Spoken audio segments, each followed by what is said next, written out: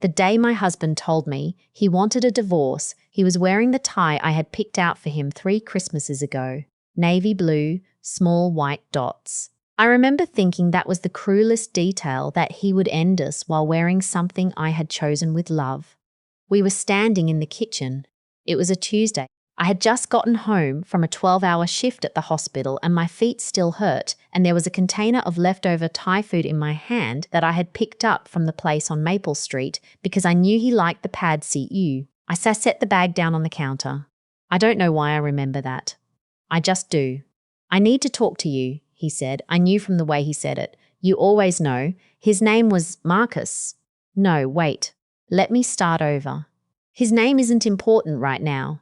What's important is that I had spent 7 years building a life with this man. 7 years of Sunday morning coffee and arguments about whose turn it was to take the dog to the vet, and quiet evenings on the back porch watching the neighbourhood settle into dark. We had bought our house together. We had talked about children. We had buried his father together 2 winters ago, and I had held his hand through all of it. And now he was standing in our kitchen in the tie I had given him and telling me that he was in love with someone else. Her name was Aubrey. She worked in his office. She was 29 years old. I was 34. I was an ER physician. I had worked myself into the ground for years to build something real and stable and good, and I was standing there in my scrubs holding Thai food like an idiot while my marriage collapsed on a Tuesday night. How long? I said. It wasn't even a question. It came out flat. He said 6 months. I put the Thai food in the refrigerator. I don't know why I did that either. Some part of my brain just kept running the routine. Keep the food cold. Reduce waste. Function. I asked him to sleep in the guest room that night. He did. I didn't cry right away. That surprised me. I lay in my bed and stared at the ceiling and felt something I can only describe as a kind of cold clarity. Like when you're in the middle of a very bad situation in the ER and everything goes quiet and sharp and you just move. Your hands know what to do. Your brain stops feeling and starts calculating. I calculated. We had a joint checking account, a joint savings, a mortgage, 2 cars, and a dog named Biscuit who was technically mine before we got married. My name was on almost everything actually, because when we bought the house 6 years ago, my credit score was better and my salary was higher, and he had just changed jobs. It had seemed like a practical arrangement at the time. I thought about that for a long time in the dark. In the morning, I called my sister. She drove over in 20 minutes. She didn't say anything when I opened the door. She just walked in, put her arms around me, and let me stand there in the entryway for as long as I needed. My sister has always been like that. She doesn't fill silence with noise. She just holds the space open. He wants a divorce, I said into her shoulder. I know, she said, and I pulled back and looked at her. You knew? I suspected. For a while, I didn't want to be wrong. I wasn't angry at her for that. I understood. Nobody wants to be the one who brings that news. Nobody wants to look their little sister in the eye and say your husband might be cheating on you. You wait because you hope you're wrong, and then you hate yourself when you're not. What are you going to do? She asked. I thought about it. I'm going to get a very good lawyer, I said. He moved out on a Saturday. He took his clothes, his books, his guitar that he hadn't played in 2 years, and a few things from the kitchen, his coffee mug, the cast iron skillet he swore he had bought before we met, even though I distinctly remembered buying it at the Williams-Sonoma on 5th Avenue the first year we were married. I let him take the skillet. It wasn't worth the fight. Aubrey had an apartment across town. He moved in with her. I knew because my friend from work lived in that neighbourhood and texted me when she saw his car parked out front. I thanked her, and then I blocked that street on my Maps app so I would never accidentally route past it. The divorce proceedings started almost immediately. He had already consulted a lawyer. I found that out when my attorney called me and said she had received a letter from his counsel. His attorney. He had gotten himself an attorney before he even told me he wanted a divorce. I sat with that for a minute. My attorney, a woman named Ms. Hartwell, who wore reading glasses on a beaded chain and had the energy of someone who had seen absolutely everything twice, reviewed everything with me in her office downtown. She had a fern on her desk that was somehow both very healthy and very severe. Based on the asset structure, she said, adjusting her glasses, you're actually in a reasonably strong position. Define reasonably. The house is primarily in your name. The savings account shows a significantly larger contribution on your side over the last 4 years. The discretionary spending in the joint account over the past 6 months, she tapped her pen on a printed spreadsheet, shows a pattern of cash withdrawals and purchases inconsistent with household expenses. I looked at the spreadsheet. The numbers were right there. Restaurants I had never been to. A hotel in the city that we had definitely never stayed at together. Flowers, and I am deathly allergic to most flowers, which he knew, which meant those flowers were not for me. He was spending marital assets on the affair, I said. That is one interpretation, Miss Hartwell said carefully. It's the correct interpretation. She looked at me over her glasses. Yes, she said, it is. He called me 2 weeks after he moved out. I was at work between patients, standing in the hallway eating a granola bar because I hadn't had time for a real lunch. We need to talk about the house, he said. Talk to Miss Hartwell, I said. I'm talking to you. We can handle this without making it a whole thing. I ate my granola bar. She wants me to move in, he said. Aubrey, she wants me to. We want to buy a place together. And I need my equity from the house to do it. I almost laughed. I actually felt something loosen in my chest, like a knot coming apart, because the audacity of it was so complete that it circled back around to almost being funny. You left, I said. You packed your things and you left. I know, but you had an attorney contact my attorney before you even told me you wanted a divorce. I just wanted to protect myself. From what? My voice stayed very even. That's the ER training. You learn to keep your voice even. From what did you need protection exactly? From the house that's in my name? From the savings account I contributed more to? From me? He didn't say anything. Talk to Miss Hartwell, I said, and I hung up and finished my granola bar. The thing about working in an emergency room is that it recalibrates your sense of what constitutes a crisis. I had held a man's hand while he died because his family hadn't made it in time. I had told a mother that her son wasn't coming home. I had worked through a 7-car pileup on a Christmas Eve with 3 residents, 2 nurses, and not enough of anything. A divorce felt enormous in the way that your own pain always feels enormous, but it also felt finite. It had an end point somewhere. You just had to get through the middle. I threw myself into work. I picked up extra shifts. I reorganized my home office. I repainted the guest room, the one he had slept in that last night, a deep navy blue, because I had always wanted to, and now there was no one to say they preferred beige. Biscuit followed me from room to room and sometimes slept on my feet, and I let him because he was warm and solid and present in a way that nothing else was.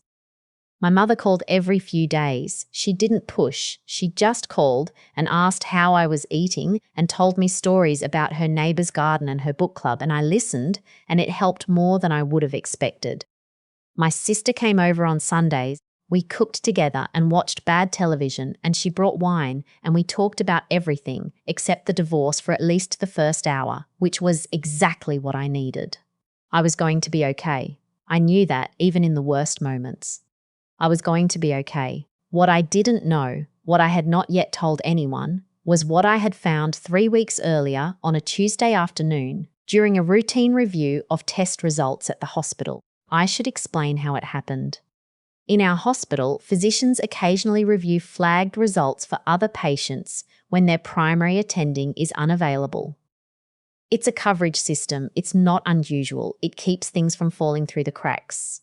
His name appeared in my queue because his primary care physician was out that week, and the system had routed the results to the on-call coverage team, which included me. I stared at the name on the screen. Then I stared at the results. It took me several seconds to understand what I was looking at, not because the results were complicated. I understood them immediately clinically, the way you understand anything in your field.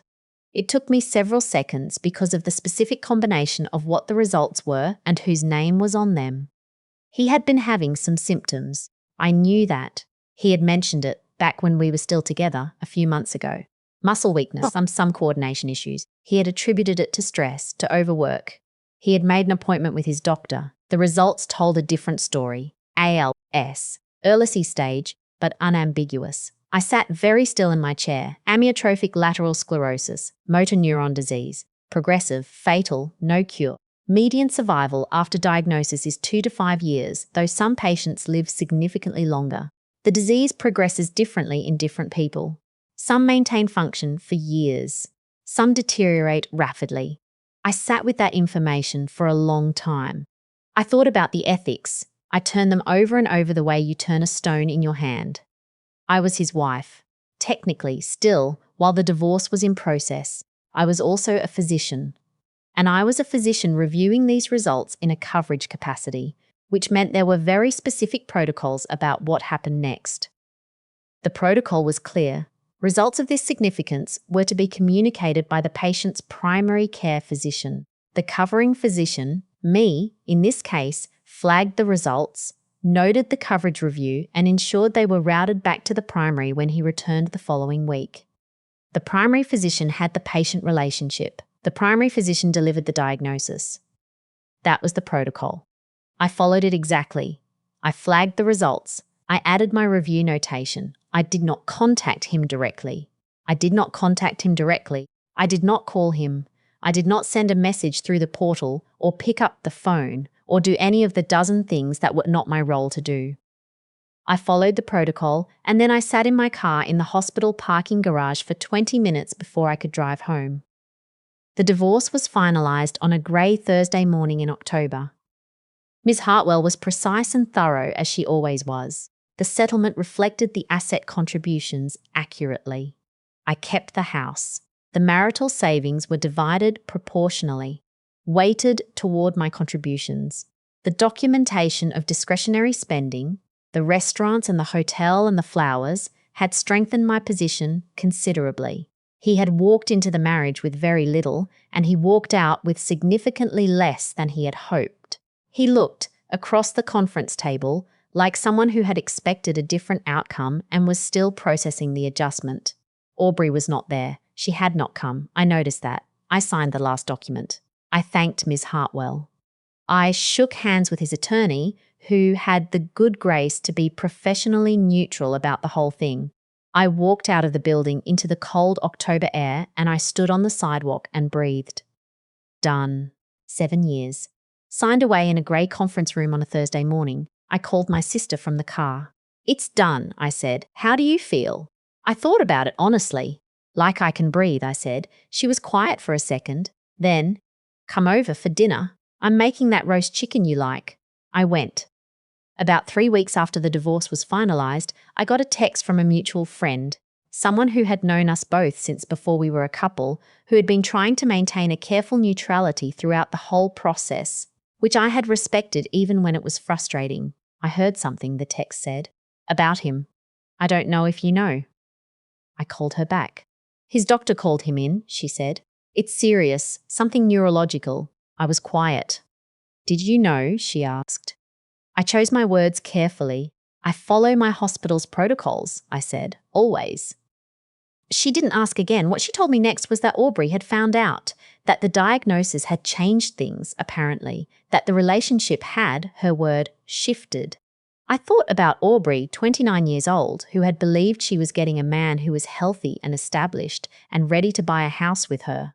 I thought about the version of the future she had imagined for herself. I thought about how different the reality was going to be. I felt something complicated. Not satisfaction, exactly.